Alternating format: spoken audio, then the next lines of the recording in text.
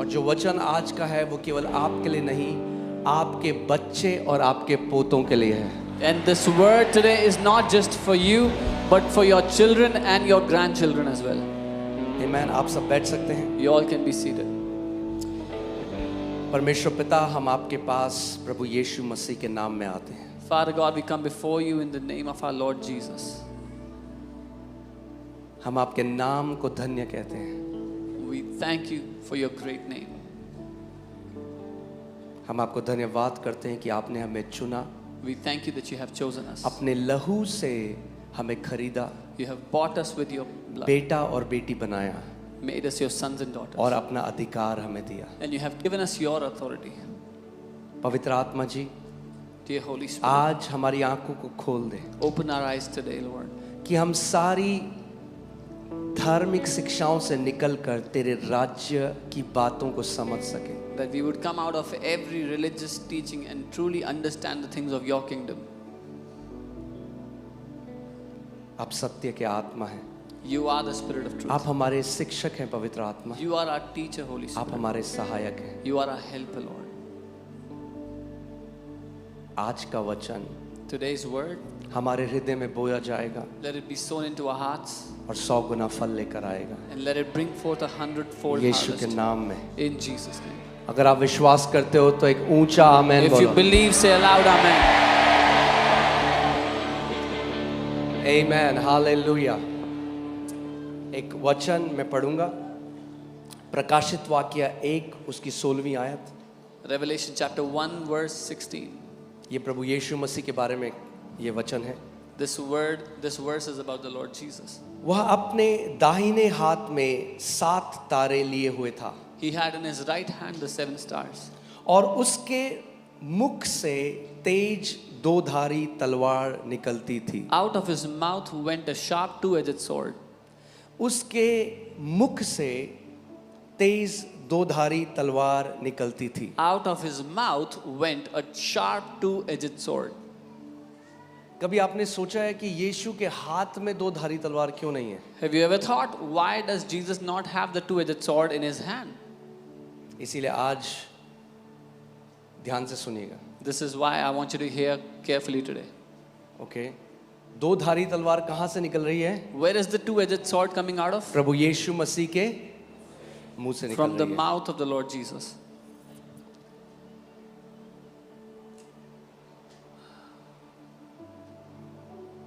Sword या तलवार क्यों दी जाती है किसी को? Why is a sword given to someone? तलवार, अब तो गन्स हैं, मगर पहले जब लड़ाई होती थी तो तलवार लेकर लड़ाई करने जाया जाता था। We have guns nowadays, but back in the day when there was a war, they would take swords and go to fight. अगर तलवार है तो इसका मतलब एक लड़ाई है, If there's a sword, that means there is a fight. और अगर लड़ाई है तो उसके लिए एक हथियार है। And if there's a fight, then there is a weapon that is designated for it. बाकी जगह कई लोग हाथों में तलवार लेते हैं, मसीह के लोग हाथों में तलवार नहीं लेते। In different places, the people, they take swords in their hands, but believers, we don't take the swords in our hand. No, हम एक अलग तरह की तलवार दी गई है। We have been given a different kind of a sword. और ये जो तलवार है, And this sword, इसकी सामर्थ जो शारीरिक 1 करोड़ तलवारें हैं उससे भी ज्यादा है। the power of this sword is greater than 1 crore physical swords. मगर प्रॉब्लम ये है कि बहुत सारे मसीहों को नहीं आता ये तलवार कैसे चलानी है। But the problem is many Christians, many believers do not know how to use this sword.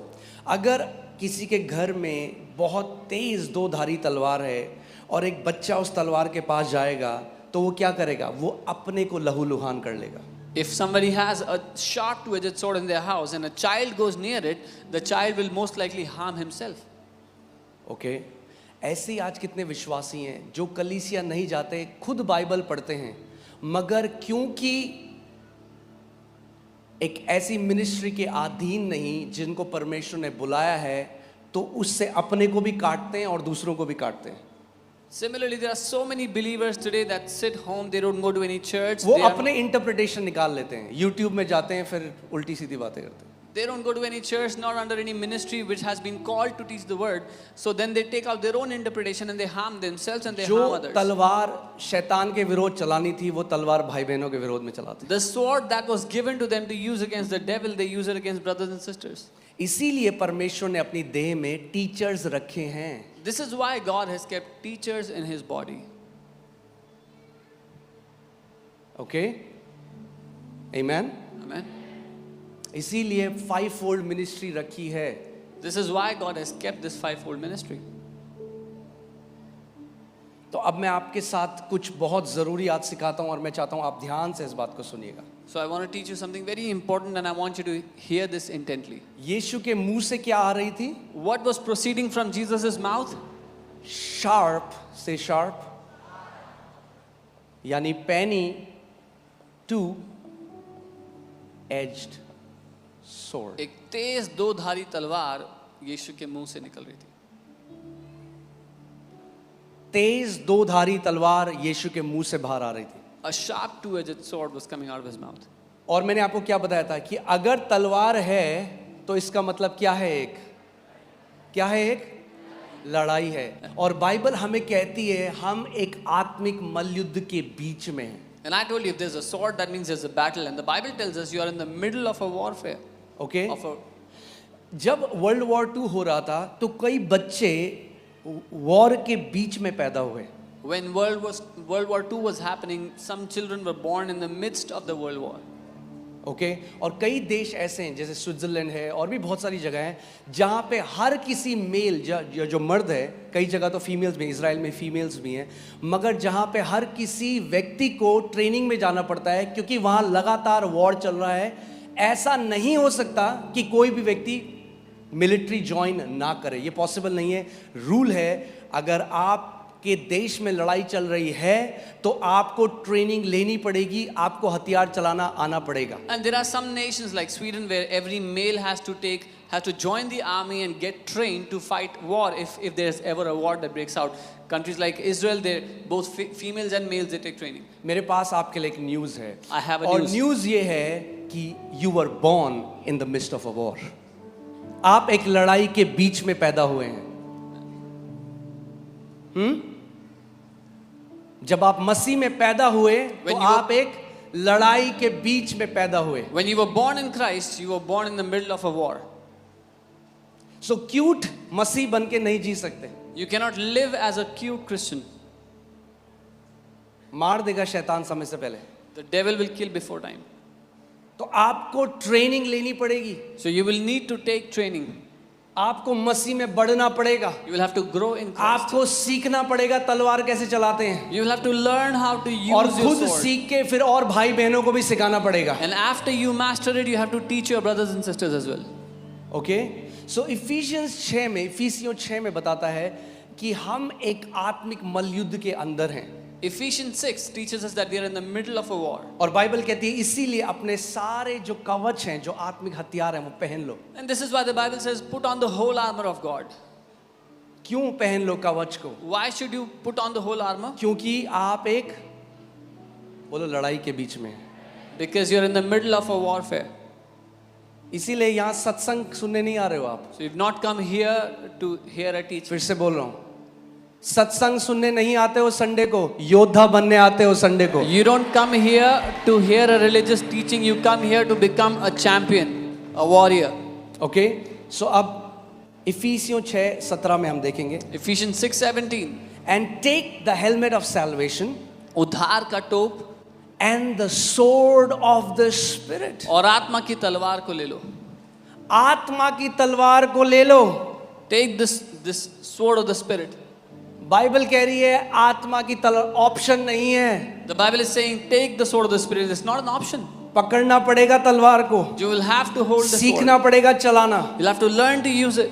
ये शारीरिक तलवार नहीं जो हाथों से उठाई जाती है, ये आत्मा की तलवार है, ये मुंह से निकलती है। This is not a physical sword you can carry in your hands. This is the sword of the spirit that comes out of your mouth. यीशु के कहां से निकल रही थी तलवार? Where was the sword coming मुंह out से of? निकल रही थी। Out of Jesus' mouth. उसकी आर्मी में आप हो, आपकी तलवार कहां से निकलेगी? मुंह से निकलेगी। You are in his army, so where will your sword come out of? Your mouth.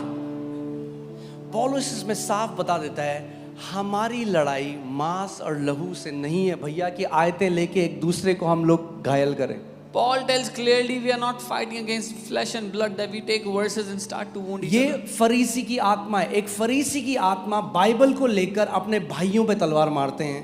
That is the spirit of a Pharisee. Pharisees take up verses from the word and they wound their brothers and sisters. पौलुस कह रहा है हमारी लड़ाई मांस और लहू से नहीं है. But Paul is saying our fight is not with flesh and blood.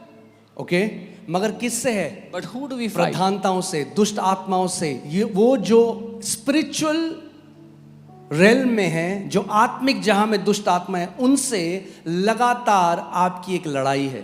Against principalities and powers, those spiritual powers, we have a fight with them. और आप अनजान नहीं रह सकते. And you cannot stay ignorant.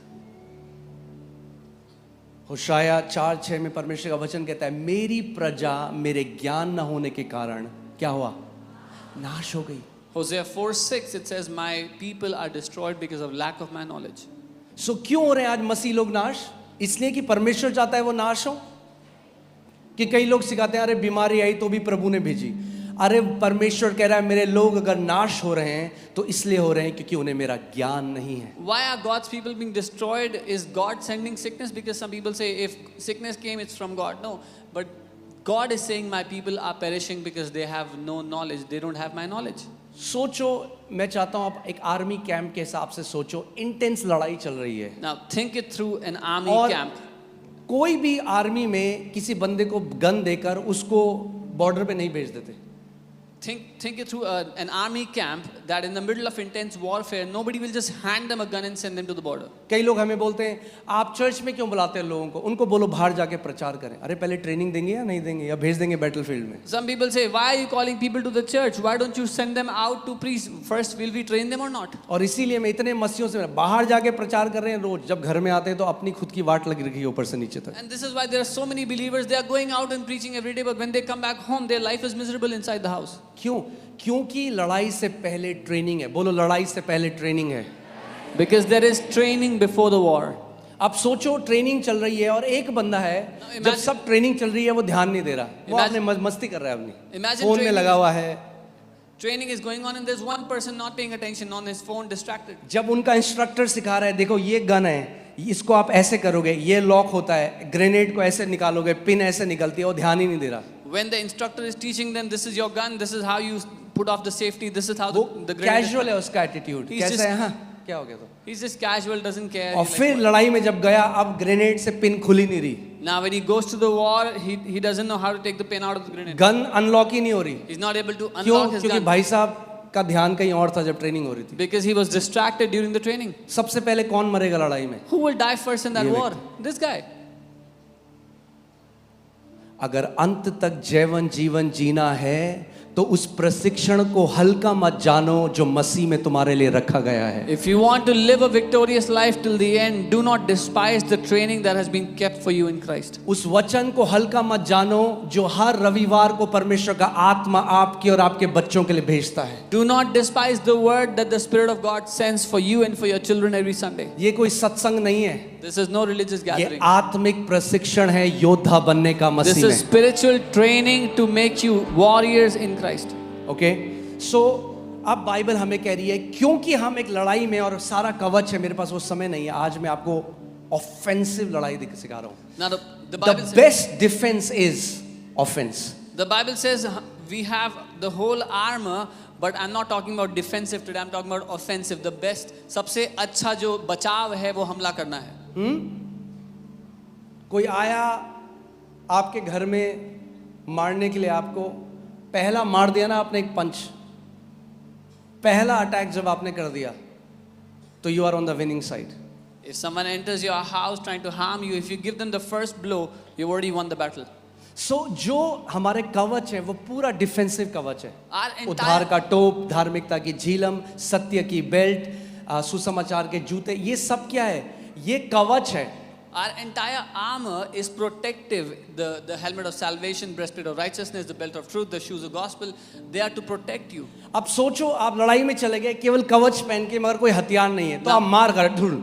अब लग नहीं रही आपको, मगर मार तो खा रहे हो. Now imagine you go to the war wearing your protective gear, your armor, you do not have any sword, any offensive weapon with you, so you will be just taking hits upon hits. तब तक मार खाते रहोगे जब तक हथियार नहीं उठाओगे. You will keep on taking hits until you take up your weapon. और बाइबल कहती है हमारे पास भी हथियार हैं. And the Bible says we also have weapons. हमारे पास आत्मा की चोखी और पैनी दो धारी तलवार है. We have the sharp two-edged sword of the Spirit. वही तलवार जो मेरे यीशु के मुंह से निकलती है, वही तलवार उसने आपके और मेरे मुंह में भी डाली है. The same sword that comes out of our Lord Jesus' mouth, the same sword God has given to us, to you and me.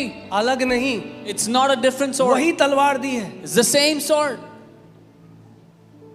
आपने देखा है, अच्छा मैं फिर से आपसे एक उदाहरण, यहाँ पे कितने लोगों ने गिटार बजाने की कोशिश करी? मुझे हाथ दिखाओ अगर How कभी many people tried to play guitar हाँ, or tried to learn it? मगर बहुत मुश्किल था तो आपने छोड़ दिया. मुझे दिखाओ हाथ. But it was so difficult that you left it. How many people did that? एक व्यक्ति यहाँ पे आ सकता है और बहुत बढ़िया गिटार बजा रहा है, आपको वाह कितनी बढ़िया आवाज निकल रही है इसी गिटार से. One person can come here, play the guitar, and you say, "Wow, what a beautiful sound is coming और out." फिर of एक the guitar." दूसरा व्यक्ति आए और सेम गिटार को पकड़े और से करे झड़ंग बड़ंग झड़ंग बड़ंग. And then another person can come and make absolute nonsense same guitar है, from the same guitar. मगर एक प्रशिक्षित है, एक प्रशिक्षित नहीं है. But one is trained and the other is not trained. वही तलवार यीशु ने आपके मुंह में भी दी है. अब आपको सीखना है ये जो तलवार है, how you can yield this weapon. इस हथियार का आप इस्तेमाल कैसे कर सकते हो आत्मिक गढ़ों को ढाने के लिए. The same sword the Lord Jesus has now put in your mouth, He has given it to you. You can learn how to use this sword to bring down strongholds. अगर आपकी लड़ाई हो रही है और आत्मा की तलवार हमारे मुंह से है, If you are in the middle of a warfare and the sword of the Spirit is coming out of our जो mouth, हथियार है वो तलवार है, The तो अब weapon- मुझे बताओ कौन है जो नहीं चाहता कि आप वो तलवार मुंह से निकालो? if your weapon is the Come on, sword, talk to tell me. me, who doesn't want? कौन? शैतान. आज बड़ी शिक्षाएं जो घोषणा का विरोध कर रही है, समझ जाओ ये किसके बच्चे हैं. There are many teachings about don't declare, you should not make declarations. You should understand whose children are these. क्योंकि वही है जो नहीं चाहता कि परमेश्वर का वचन आपके मुंह पे हो. Because it is the devil who doesn't want that the word of God will be in your mouth. Okay, आज मैं आपको वचन से दिखाऊंगा, एक नहीं 10 आयतें दूंगा. I will show you from the word, not 1, 10 verses. हम अपनी कोई प्रीचिंग नहीं कर रहे इस जगह में, We are not preaching our own message here. मगर जो आत्मा की बातें हैं, बाइबल कहती है जो शारीरिक मसीह है ना, जो शारीरिक ईसाई हैं, उनको समझ में नहीं आएंगी ये बातें, क्योंकि these things are spiritually discerned. But the things of the Spirit cannot वो be लड़ते discerned. हैं, कहते हैं ये न्यू एज टीचिंग दे रहे हैं, ये वचन की घोषणा कर रहे हैं. अरे तो किसकी घोषणा कर रहे हैं? वचन, परमेश्वर की वचन की घोषणा कर रहे हैं. They said this is new age teaching, you're declaring the word. What are we declaring? The word of God. ये शैतान से है. They are यानी from the devil. शैतान अब परमेश्वर का वचन लोगों के मुंह में डाल रहा है. वाह, hallelujah. They said this teaching is from the devil. Okay, so now the devil is putting God's word in people's mouth. Wow. मतलब वो कह रहा है ये लो तलवार और मारो मुझे. So the devil is saying, take your sword and hit me. सोचो ध्यान से, कौन है जो नहीं चाहता कि तलवार आपके मुंह पे रहे? धर्मी ईसाई बन के रहो, रीति रिवाज में रहो, क्रिसमस में जाओ, गुड फ्राइडे में जाओ, ईस्टर में जाओ. Think carefully who doesn't want the sword to come out of your mouth. Who would want you to be a religious Christian, do all rituals, go for Christmas, Easter Sunday, do all that. मगर ये teaching नहीं, But don't take this teaching. क्योंकि ये उसका. और अब तो भैया शुरू हो चुका है, इंडिया में बच्चा बच्चा परमेश्वर का वचन की घोषणा कर रहा है. And now it has started. Every child in India will declare the word of और God. ये रुकने वाला नहीं है. And this is not going to stop. Hallelujah. Hallelujah. Okay, अब मैं चाहता हूं आप ध्यान धरकर सुने. अगर किसी को डाउट है ये तो I want कि you हम to hear. वर्सेस को तोड़ मरोड़ के तो आपको नहीं सिखा रहे. I want you to hear carefully if anybody has a doubt. We are not twisting the word for you. Okay, plain जो बाइबल कहती है मैं केवल वो पढ़ के बताऊंगा, अपना इंटरप्रिटेशन नहीं घुसाएंगे. I will only read what the Bible says. I will not put my interpretation in it. यिर्मयाह 1:9, यिर्मयाह 1:9. तब यहोवा ने हाथ बढ़ाकर मेरे मुंह को छुआ. Then the Lord put forth his hand and touched my mouth. यहोवा ने क्या छुआ यिर्मयाह का? कई मसीहों का आज ये छूना जरूरी है कि परमेश्वर उनका मुंह छुए. Many believers have this need that the Lord would touch their mouth today.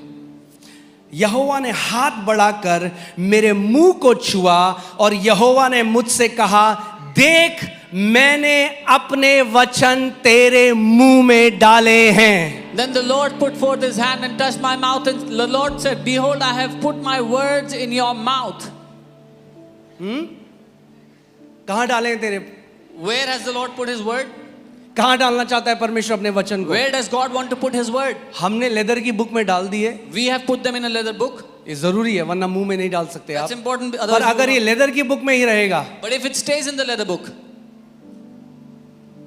तो कई लोग क्या करते हैं, क्योंकि वो नहीं समझते ना, वो शारीरिक जब ईसाई तो पता करते हैं, दुष्ट आत्माओं के ऊपर ना करते हैं बाइबल, यीशु के नाम से निकल. what some people do is because they are carnal, they don't understand. They take the Bible and they hit the people that are अरे demon ये possessed. हथियार नहीं है, आत्मा की तलवार है, आत्मा की आत्मिक हथियार है, शारीरिक नहीं है. This is not the weapon, the sword, the spirit is the weapon. It's not physical. पीटो मत लोगों को बाइबल से. Don't beat people with your Bible. मुंह खोलो और वचन की घोषणा करो. Open your mouth and declare the word. Okay, अब ध्यान से सुनो. Hear carefully. देख मैंने अपने वचन तेरे मुंह में डाल दिए हैं. See, I have this day. क्यों कह रहा है परमेश्वर तेरे मुंह में डाले? ध्यान से सुनो अब आगे.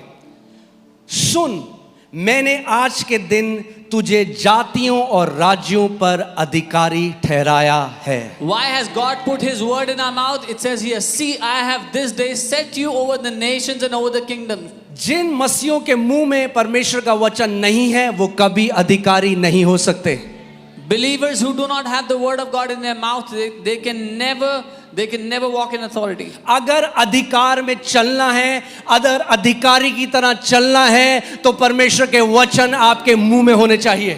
If you want to walk in authority, the word of God should be in your mouth. Okay, अब ध्यान से सुनो. उन्हें गिराने और ढा देने के लिए, नष्ट करने और काट डालने के लिए, या उन्हें बनाने और रोपने के लिए. To root out and to pull down, to destroy and to throw down, to build and to plant. अब ये जो परमेश्वर का वचन है ना, इसको बाइबल दो चीजें बोलती है. This word of God, the Bible calls it two things. Bible इसको कहती है सीड यानी बीज, और बाइबल कहती है सोर्ड यानी तलवार. It's a seed and a sword. तलवार से जो शैतान की तरफ से उसको नाश कर दो, और जो परमेश्वर के वचन आपकी जिंदगी बनाने वाले हैं, उनको बीजों की तरह अपने हृदय में बो. With the sword, destroy what the devil is bringing against you, and with the seed, plant what the Lord wants to build in your life. Okay, फिर से मैं पढ़ता हूं. मैंने अपना वचन तेरे मुंह में डाला और तुझे जातियों का अधिकारी बनाया है. I have put my word in your mouth and I have made you an authority over nations. क्योंकि कई लोग कहते हैं हमारा काम तो है, हम केवल प्रार्थना करेंगे, परमेश्वर करेगा. Because some people say our job is to just pray and God will do something. आगे मैं इस पे बहुत टीचिंग बनाने वाला हूँ एक, ठीक है. मैं वो करना नहीं चाहता था, पर जब छेड़ता रहेगा कोई तो फिर वचन से बनाना पड़ेगा. I'll give teachings on this. I didn't want to do this, but I'll have to do it. ये सारे लोग कैल्विनिस्ट हैं, आपको पता होना चाहिए. कैल्विनिज्म, कैल्विनिस्ट वो लोग हैं जो मानते हैं जो पृथ्वी पे हो रहा है वो परमेश्वर कर रहा है. You should know all these people are Calvinists, and Calvinists they believe whatever is happening on the earth, God is doing it. और ये एक डिमोनिक डॉक्ट्रिन है. And this is a demonic doctrine. और इस डॉक्ट्रिन की वजह से इतने सारे मसीह लोग मर गए अपने समय से पहले. And because of क्योंकि जो हथियार परमेश्वर ने दिया उन्होंने उसका इस्तेमाल नहीं किया, क्योंकि उन्होंने कहा कि हमारा काम है, हम केवल भीख मांगेंगे, परमेश्वर को करना है तो करेगा, नहीं करना है तो नहीं करेगा. And because of this demonic doctrine, so many Christians died before their time because they believe that our job is to beg in prayer, and what God will do, He will do. What He will not do, He will not do. अब वो क्या कह रहा है? मैंने तुझे जातियों और राज्यों पर अधिकारी बनाया, उन्हें गिराने और ढा दे. तू गिराएगा, तू ढा देगा. कैसे? मेरे वचन जो तेरे मुंह में है. तू रोपेगा, तू बनाएगा. तू गिराएगा, तू ढा देगा. तू रोपेगा, तू बनाएगा. मैंने तुझे अधिकार दे दिया. अब जो अधिकार मैंने तुझे दिया उसका इस्तेमाल कर. Now God is saying, I have given you over, I have set you, I have made you authority over nations and over kingdoms. How? By putting my word in your mouth, so that you will root out and you will pull down, you will destroy and you will throw down, you will build and you will plant. अब सोचो, अगर एक लड़ाई के बीच में और मैं नहीं चाहता मेरे बच्चे लड़ें, Now think about it. If I'm in the middle of a battle and I don't want my kids to fight, तो मैं उन्हें कभी हथियार नहीं दूंगा. I will never give them weapons. मैं लड़ूंगा हथियार उनके लिए. I will fight with the weapons. मगर अगर मैं अपने बच्चों को हथियार दे रहा हूं, इसका मतलब मैं चाहता हूं मेरे बच्चे भी मेरे साथ उस लड़ाई में योगदान दें. But if I give weapons to my children, that means I want my children to also take part in this war. पौलुस कह रहा है क्योंकि हम एक आत्मिक मल्लयुद्ध में हैं, आत्मा की तलवार को उठा लो भैया. Paul is saying, because we are in the middle of a warfare, take up the sword of the Spirit. तभी अधिकार ले पाओगे. Only then can you take authority. Okay, so काट डालने के लिए, To chop them off.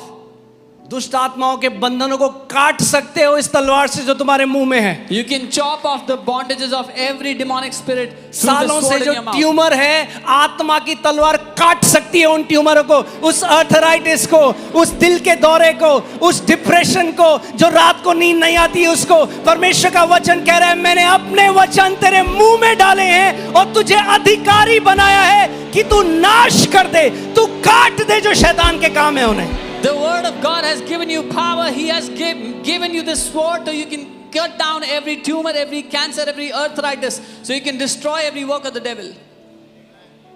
Okay, मुझे बुरा लगता है बहुत, आजकल इतने सिंपल कई मसीह यूट्यूब में जाते हैं, जो भी सिखाया जाता है I feel so bad. So many believers go to YouTube and gulp every wrong teaching that they see. हाँ जी आप सही कह रहे हो. Yes, yes, सब you're right. परमेश्वर करता है. God does everything. Yes. Okay, ये था पहला वचन. ठीक है, This was the first verse. दूसरा Second verse. यशाया 51 उसका 16. Isaiah 51 verse 16. मैंने तेरे मुंह में अपने वचन डाले. I have put my words in your mouth. दूसरी आयत, The second परमेश्वर verse. कह रहा है मैंने, God is saying, I have. पहले था Jeremiah, First to Jeremiah he said it. अब परमेश्वर कह रहा है आइजाया से. Now God is saying to Isaiah. Okay, कई लोग ये ना बोलते अरे वो तो केवल जेरेमाया के लिए वचन था. So that some people may not say this was only for Jeremiah. मैंने तेरे मुंह में अपने वचन डाले और तुझे अपने हाथ की आड़ में छिपा रखा है. I have put my words in your mouth and I have covered you with the shadow of my hand. Hindi में ना यहाँ पे सही नहीं है translation. It says so that I may plant the heavens. In English it says ताकि मैं स्वर्गों को बो दूं. मैंने अपने वचन तेरे मुंह में डाल दिए कि स्वर्गों को मैं बो सकूं. आप स्वर्ग को बो सकते हो अपने जीवन में उन वचनों के द्वारा जो परमेश्वर ने आपके मुंह में डाले हैं. Amen. I have put my words in your mouth so you can plant heavens on the earth. You can plant heaven by the word of God in your mouth. स्वर्ग में कोई बीमारी नहीं. There is no sickness in स्वर्ग heaven. में कोई दुष्ट आत्मा का सताव नहीं. There is no demonic स्वर्ग में oppression कोई in heaven. गरीबी नहीं. There is no poverty in स्वर्ग heaven. में कोई कलेश नहीं. There is no strife in अब heaven. इस बात को समझना, जब तक हम पृथ्वी में हैं, So as long Yeshu as we Masih are ने on the कहा earth, गॉस्पेल से जो हमें सताव आएगा वो हमेशा रहेगा, उससे हमारा कोई छुटकारा नहीं है. Jesus said the persecution that comes because of the gospel will remain. There is no redemption from that.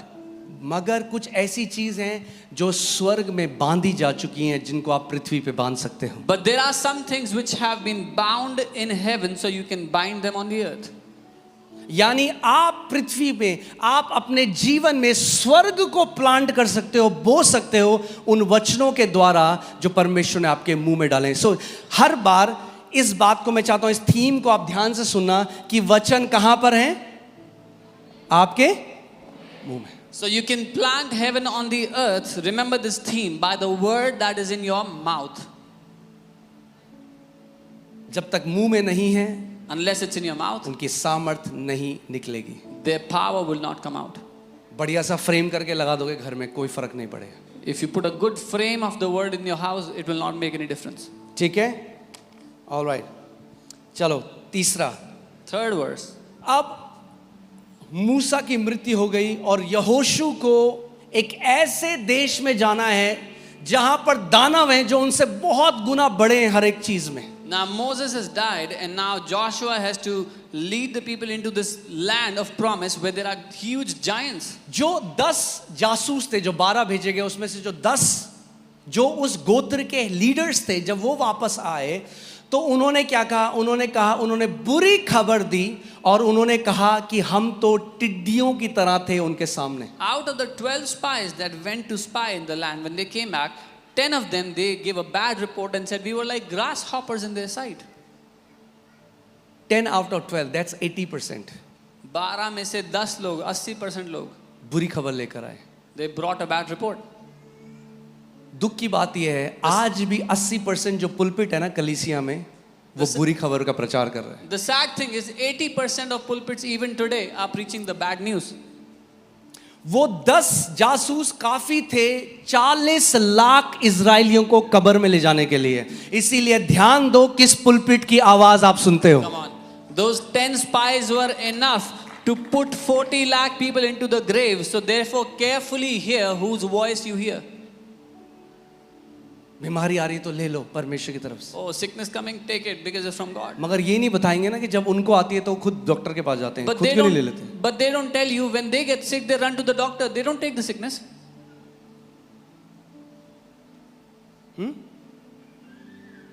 ध्यान दो Hear carefully क्या सुनते हो. what you hear. जितने इजरायलियों ने उनकी आवाज सुनी, Every Israelite that heard their voice, उन्होंने कहा हम कभी इस कनान के देश में नहीं जा सकते. they said they will never enter the land of Canaan.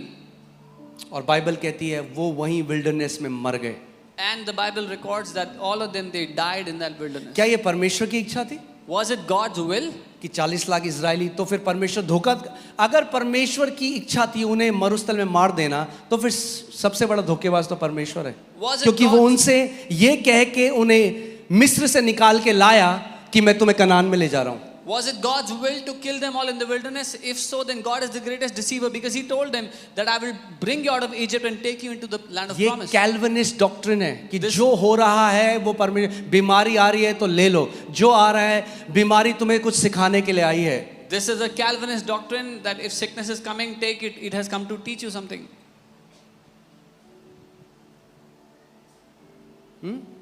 परमेश्वर तुम्हें नम्र करना चाहते हैं.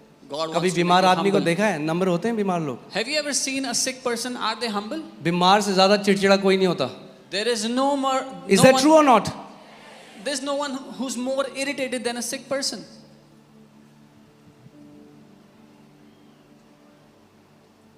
परमेश्वर अपनी आत्मा और अपने वचन के द्वारा हमें सिखाता है, बीमारियों के द्वारा Come नहीं. on. God teaches us through His Spirit and through His Word, not through sicknesses.